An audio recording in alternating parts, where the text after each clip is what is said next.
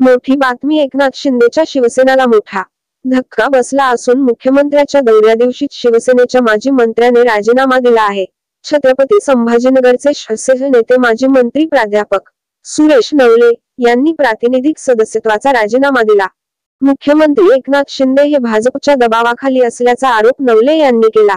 शिंदेंसोबत आलेल्यांना लोकसभेचं तिकीट मिळायला हवं होतं, पण भाजपमुळे तसं झालं नाही असंही ते म्हणाले। प्राध्यापक सुरेश नवले म्हणाले की गेल्या 1.5-2 महिन्यांपासून शिवसेना नेते उपनेते यांच्या मनातील भावना मी व्यक्त केलेल्या आहेत।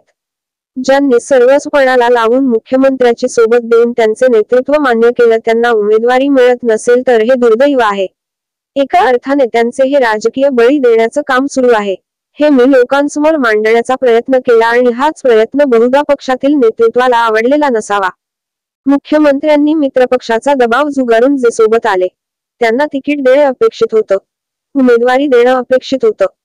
कृपाल तुमानी, हेमंत पाटील, भावना गवळी यांचा बळी गेला। कदाचित हेमंत गोडसे यांचा देखील बळी जाण्याची शक्यता आहे। हे चित्र कशाचं प्रतीक आहे, असा सवाल नवले यांनी विचारला। प्राध्यापक सुरेश नवले म्हणाले की जे शिवसैनिक तुमच्या सोबत आले ते मित्र पक्षाच्या दबावामुळे आले, तुम्ही त्यांना न्याय देत नाहीत असा महाराष्ट्रात चुकीचा संदेश जातोय। शिवसेनेच्या खांद्यावर बसून भाजप सत्तेची फळ चाखत आहे। शिंदेंनी उठाव केला म्हणून सत्तेच्या पालखीत भाजपला बसता आलं नाही तर भाजपला रस्त्यावरती मोर्चे काढावे लागले असते, उपोषण करावा लागलं असतं। मुख्यमंत्री मित्रपक्षाच्या दबावाला बळी पडत आहेत असा दावा करत सुरेश नवले म्हणाले की नाशिकची उमेदवारी या क्षणापर्यंत का जाहीर झाली नाही। हेमंत गोडसेंना 5 वेळेस शक्ती प्रदर्शन करावे लागले हे कशाचं प्रतीक आहे। जे तुमच्या सोबत आले त्यांना एक क्षणाचा विलंब न करता त्यांना उमेदवारी मिळायला हवी होती। अनेकांच्या मनात अशीच खदखद, अनेक शिवसेना नेते उपनेत्यांना हे आवडत नाही।